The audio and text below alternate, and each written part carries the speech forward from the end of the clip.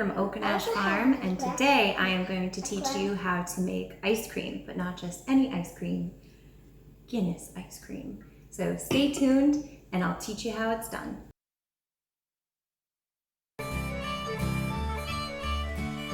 For this recipe, you'll need 6 eggs, a can of Guinness, and whatever mix-in you might like. You'll also need a ladle, a wooden spoon, and a whisk. You'll also need a pot with a glass bowl that fits just over the top unless you happen to have a double boiler. You'll also need a cup of sugar, 1½ cups of milk, 2 cups of heavy cream, and either 2 vanilla beans or a teaspoon of vanilla bean paste. So to start, we're going to make a custard. And some people may argue that it's not ice cream if you have egg yolks in it, but I would argue that you're really missing out if you're not going to put egg yolks in. So to do that, we're actually going to temper our egg yolks. This sounds really intimidating, but I promise you it's not. All you're doing is just slowly raising the temperature of the eggs to the hot liquid, and then you're going to add it back in to thicken it. But first things first, we are going to make our base. So I have 1.5 cups of milk. I'm just going to add this to the bottom of a thick bottomed pot. You really want that because it's going to help with scorching. I have some beautiful local cream. This is 2 cups. It's a 16-ounce container, so 2 8-ounce cups. We're going to add that in, and the recipe calls for 1 cup of sugar. Well, I think to help add some richness to it, I think brown sugar is a little bit better. So I'm going to use half white sugar and half brown sugar. So I'm going to put that in, and I'm going to turn this on to about a medium flame. I really just want the sugar to melt at this stage, so I'm just going to move it around. Now, the recipe also calls for vanilla beans. I cannot find vanilla beans anywhere. I am having a hell of a time finding them. So I do have vanilla bean paste, which is gold. It's a lot easier than putting the vanilla beans in here, steeping them in the milk mixture, scraping the seeds out. It's literally just the inside little parts of the pod suspended in a sugar liquid. So you can decrease your sugar a little bit if you'd like, but 1 teaspoon should be about what we need in this mixture. All right, so my mixture has warmed enough that all of the sugar has dissolved in here. So it's just about to come to a simmer. So I'm gonna add my vanilla bean paste. This recipe originally calls for actual vanilla beans, and I cannot find them, but I happen to have this beautiful stuff. And about a teaspoon should give me the equivalent of 2 vanilla pods. So I'm going to add that in, just give it a stir, and I'm actually going to turn this down to low. I just want to keep the temperature while I separate my eggs. Now, if you've never separated eggs, it's really not hard. There's a couple tricks and a couple ways to do it.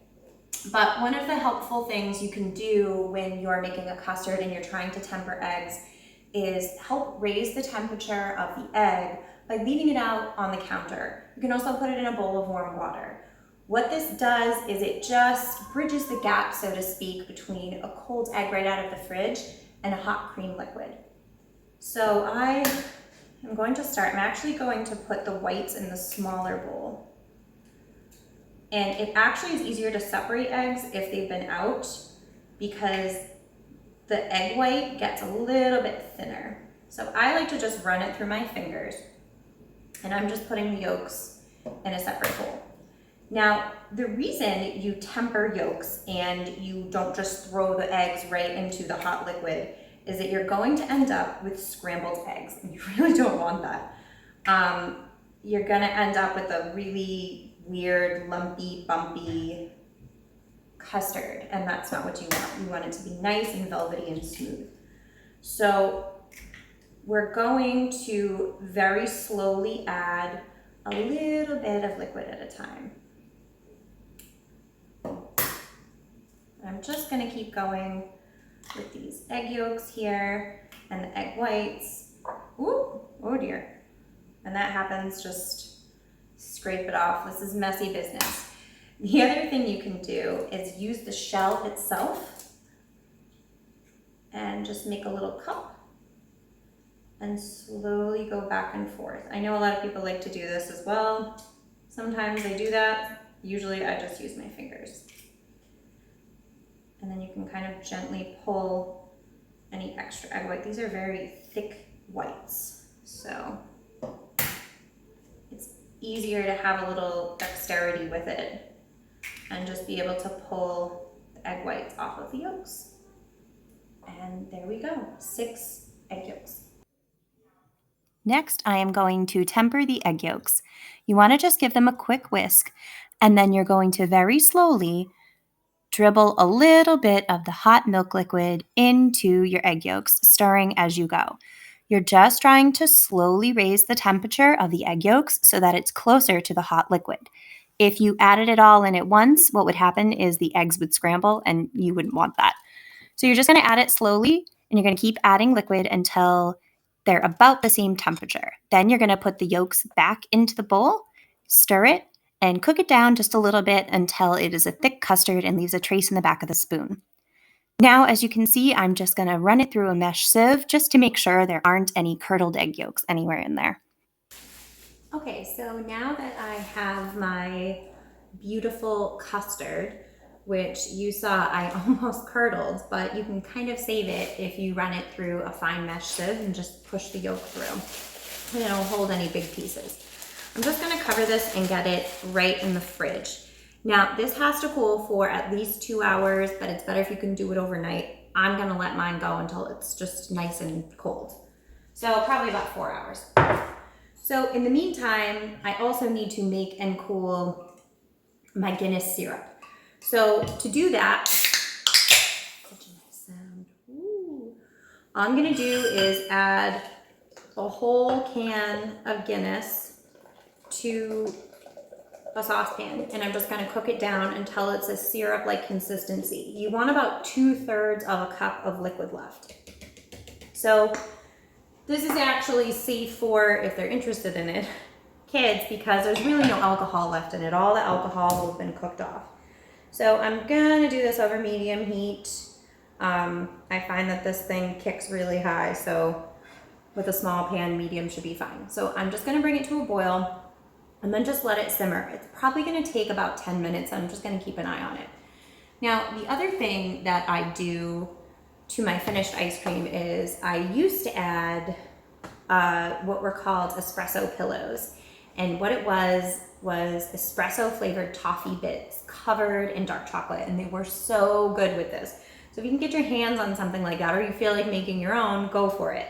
So this year, because Trader Joe's doesn't make them anymore, I'm going to be using dark chocolate, turbinado sugar, and sea salt almonds that are amazing. I'm not really a dark chocolate person, but when you put turbinado sugar and sea salt on them, they're so good. So I'm gonna cut these up into pieces, and I'll show you how to do that later. So this kind of came about because it's Matt's birthday on the 4th of July. So be sure to wish him a happy birthday if you see him. And he's not really a cake person. He likes it, it's okay, but it's just not really his thing. He would much prefer to eat ice cream, and his birthday is in the hottest month of the year. So I started making my own ice cream, and I made a bunch of different varieties, and somehow I came across Guinness Ice Cream, or just the idea for it, and it's kind of just become a tradition at this point. I don't even know if he really likes it anymore, but I think he does.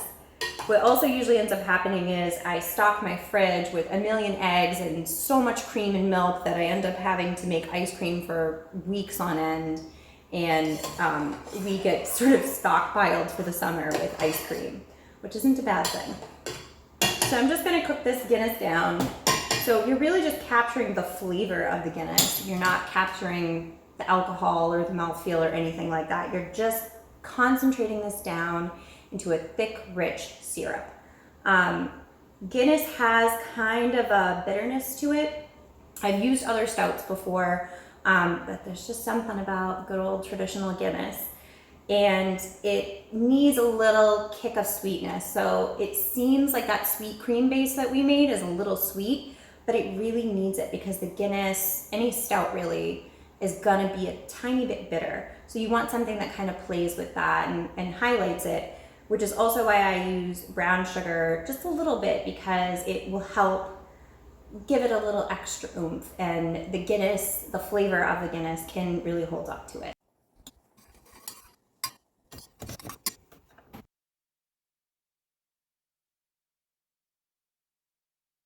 So here we are the next day, and all of our ingredients are cold. I let them chill overnight. You don't have to chill them overnight, but they do need to be nice and cold when you put them in the ice cream maker. So at this point, your ice cream is actually made, good for you. We have our sweet cream base, and then we have our beer syrup, really, for lack of a better word.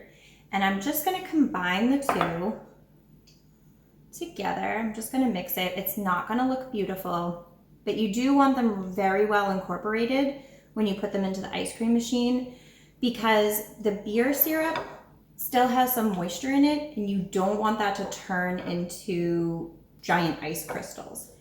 Now, this is just a freezer bowl ice cream maker. So I just keep the bowl in the freezer at all times, which is great if you have the freezer space. They do make other models that have, you're not required to freeze the bowl, but they're really big, and they take up a lot of room. But they are convenient if you do make ice cream a lot. So if it's something that you expect to do frequently, it might be worth the investment. So I'm just going to pour all of this delicious custard ice cream base into here. And I am going to turn it on. It's really that simple. Like I said, your ice cream's already made, you're just freezing it now. So this is the paddle attachment, and I'm just gonna put it in there, and it just sort of floats. And this locks on, and I turn it on. Now, this was a relatively inexpensive model. My dad actually got this for me refurbished at a Cuisinart store a long time ago.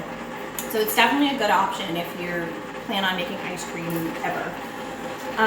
Now, we have our ingredients. I have my dark chocolate sea salt turbinado sugar almonds, and I'm not gonna put them in now. If you put your ingredients, your additional ingredients in too soon, it'll just sink to the bottom, and you'll end up with this weird mass on the bottom. That is not what you want. So this ice cream is gonna go for about half an hour. That's kind of how long this ice cream maker takes. It makes a quart of ice cream.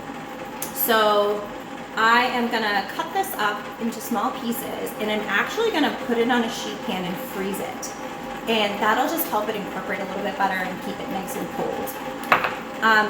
You can put large pieces of things in, but it's just not gonna incorporate as well. You want a little bite of something in each spoonful that you have. So I'm gonna just chop these up relatively small. And like I said, I'm gonna put them on a sheet pan and put them in the freezer. I'm gonna put them in the last 2 to 5 minutes of my ice cream being made. So I'm gonna come back and throw these in later, and I'll show you what that looks like. Okay, so this has been running for about 25 minutes. And I am just gonna take my chocolate covered almonds that I have here, and I'm gonna put them in. So the ice cream is really made at this point. I'm just stirring the ingredients in, that's all I'm doing. So you really don't wanna give it more time than that. Just enough time to incorporate your ingredients.